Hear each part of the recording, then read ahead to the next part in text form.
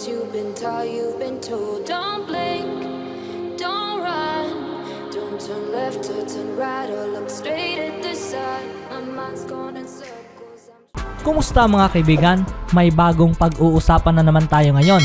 Pero bago nga yan, ay huwag kalimutang i-like ang video, mag-subscribe, at i-click na rin ang notification bell para lagi tayong ma-inform sa mga interesting basketball updates. Shoutout nga pala kay Ronex Pagaling at Jason Guerra, mga bumili ng sapatos, at maraming salamat sa inyo kaibigan. NBA updates sa araw na ito mga kaibigan ay pag-usapan natin ang mga interesadong naganap na laban ngayon sa NBA. Unahin muna natin ang laban sa pagitan ng Miami Heat at ng Philadelphia 76ers. Itong si Joel Embiid ay nagkaroon ng 45 points at 16 rebounds. At sa tulong na rin mga kaibigan nitong ni Dakota Mathias na nagkaroon lamang ng isang basket sa labang ito. Ngunit ito naman ay nagdala ng pagkapanalo sa kupunan nang makuha niya ang isang 3-pointer sa loob ng 26.1 seconds left at na-overcame nga ng Sixers mga kaibigan ang underman Miami Heat sa score na 137-134 mula sa kanilang overtime.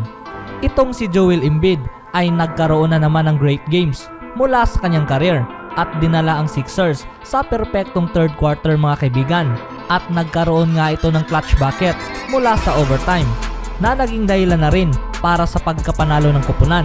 Sa labang ito, hindi inaasahan na mapapansin itong si Mathias mga kaibigan para magawa ang importanteng tirang iyon. Si Mathias mga kaibigan ay naging undrafted noong 2018 NBA draft at nag-sign nga ito sa season ito kasama ang Philadelphia 76ers bilang 2D G-League player na siyang nagkataong nakuha ang bola mga kaibigan at tinira at kumpiyansang itinira ang bola para dalhin ang Sixers sa score na 134-132 lead. Sa labang ito, wala ang serbisyo ni na Jimmy Butler, Bam Adebayo at nitong ni Goran Dragic para sa Miami Heat dahil sa COVID-related reasons. Ngunit na-manage pa rin ng Heat mga kaibigan na ma-push nila ang labang ito patungo sa isang overtime.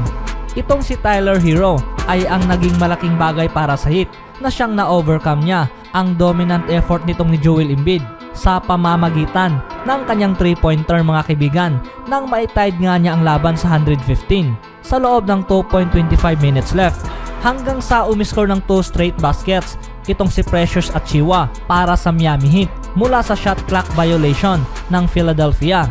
At dahil sa mga turnover na ito, naging 119-115 ang lead. Ngunit itong si Joel Embiid mga kaibigan ay nakagawa na naman ng pull-up jumper sa loob ng 3-point arc na may 3.3 seconds left para maitay nga niya ang labang ito sa score na 120 patungo sa overtime. Itong si Joel Embiid mga kaibigan ay nagpapatuloy pa rin ang magagandang paglalaro nang makuha nga niya ang isang 3-point play sa loob ng 2.37 minutes left mula sa overtime para mailagay niya ang Sixers sa score na 126-124. Ngunit bumawi naman itong si Tyler Hero para gawing 129 all ang score sa labang ito nang makuha niya mga kaibigan ang isang 3-pointer. At sa labang ito mga kaibigan, itong si Tyler Hero ay nakapagtapos ng 34 points, Duncan Robinson na may 26 points at Gabe Vincent na may 24 points. Habang lumabas rin naman ang shooting skills nitong ni Danny Green sa labang ito kung saan na-match nga niya ang 76ers record mga kaibigan na may 9 3-pointers at nakapagtapos nga siya sa labang ito na umiscore ng 29 points. Dumagdag rin itong si Mike Scott ng 16 points para sa Philadelphia. Habang sa laban naman mga kaibigan sa pagitan ng Brooklyn Nets at Denver Nuggets, naghalimaw itong si Kevin Durant na nakapagtapos nga sa labang ito na may 34 points, 13 assists at 9 rebounds. Tumulong naman itong si Bruce Brown mga kaibigan na nakagawa ng mga malalaking contribution na siyang nagiging starting player kapalit sa kawalan nitong ni Kyrie Irving. At ang Brooklyn Nets ay na-overcame nga nila ang 18 points deficit para talunin ang Denver Nuggets sa score na 122-116.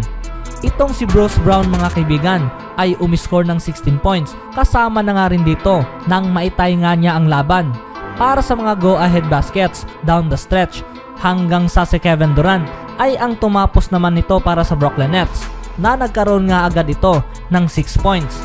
Kasama na nga rin dito ang isang kahanga-hangang 3-point play na siyang naglagay sa labang ito sa score na 120-113 sa loob ng 27 seconds to play. Para sa Denver Nuggets, itong si Nikola Jokic ang nanguna para sa puntos na may 23 points, na may 11 assists at 8 rebounds. Na siyang gusto niyang iswep mga kaibigan ang kanilang 3-game road trip, ngunit hindi nga ito naging sapat. Itong si Caris LeVert ay dumagdag rin ng 20 points para sa Nets. Mabilis nga nilang nahabol ang Nuggets mga kaibigan nang magkaroon ang Nets ng 29-4 run para gawin ang score sa 90-83 lead. At dahil nga sa mga bagay na ito, itong si Jokic ay sinipa ang isang upuan mga kaibigan mula sa Denver's bench dahil sa frustration. Itong si Will Barton ay umiscore ng 22 points para sa Nuggets at nagawa nga niya ang 6 na 3-pointers. Habang si Jamal Murray naman ay dumagdag rin ng 20 points. Para sa karagdagang kaalaman mga kaibigan, ang Nets head coach na si Steve Nash ay hindi pa nga alam kung si Kevin Durant ba ay maglalaro bukas para sa kanilang back-to-back game laban sa New York Knicks. Dahil itong si Kevin Durant mga kaibigan ay na-miss nga ang last season dahil sa pagpapagaling mula sa kanyang Achilles injury. Ngunit ang coach ay umaasa na siya ay makakalaro bukas. At ang karagdagang update nitong ni Kyrie Irving, ang Nets at ang NBA ay patuloy pa nga ring sinusuri ngayon matapos nga nilang makita ang isang video na lumitaw sa footage mga kaibigan na ang Nets point guard ay nagkaroon ng indoor family gathering habang hindi ito nakasuot ng mask. Ang general manager na si Sean Marks mga kaibigan ay nagsalita na ang pagbabalik nitong ni Kyrie Irving ay hindi pa nga rin nila alam. At ang All-Star ay maaaring pagmumultahin ng NBA kung mapapatunayan mga kaibigan na nilabag nga niya ang health and safety protocols ng NBA sa panahon ng coronavirus pandemic. Ang Brooklyn Nets guard na si Kyrie Irving mga kaibigan ay pwedeng pagmumultahin na aabot nga ang halagang ito sa $1.23 million mula sa kanyang sahod kung mapapatunayan man. Ayon sa report ng ESPN na si Adrian Wojnarowski, gustuhin man o hindi, itong si Kyrie Irving ay sasailalim sa isolation. At ang mabigat pa rito, siya ay haharap sa $410,000 na ibabawas mula sa kanyang sahod sa bawat laban na kanyang mamimiss. Itong si Kyrie ay na-miss na ang 4 na laban para sa Brooklyn Nets dahil sa mga personal na rason mga kaibigan. At noong Martes nga lang nang makita ang kumakalat na video na kitang-kita na hindi nga nakapagsuot ng mask ang Brooklyn Nets All-Star mula sa isang indoor gathering. Ang Nets General Manager na si Sean Marks mga kaibigan ay nagkaroon rin ng sariling opinyon mula sa sitwasyon ng point guard na ayon nga kay Anthony Puccio mga kaibigan ng association, inireport na ang Brooklyn Nets ay nagsisimula ng hindi na naging masaya sa mga pinaggagawa ngayon nitong ni Kyrie Irving.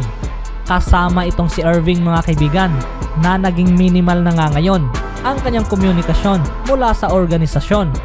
At ang mga bagay na ito ay hindi magandang sinyales dahil ang player rin mga kaibigan ay hindi nga nakapagpaalam mula sa kanilang head coach na si Steve Nash noong huling laban ng Brooklyn Nets na siyang inireport mga kaibigan na ayaw nga nitong maglaro. Marami sanang umaasa mga kaibigan na ang Brooklyn Nets ay magtatapos sa Eastern Conference bilang paboritong mananalo.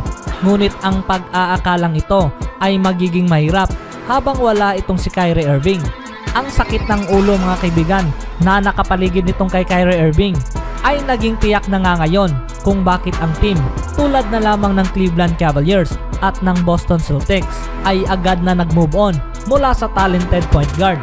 At ngayon mga kaibigan, ang pasensya ng Brooklyn Nets ay unti-unti na ngang nauubos. Inaasahan pang itong si Kyrie Irving mga kaibigan ay mawawala pa sa hindi pa malamang panahon.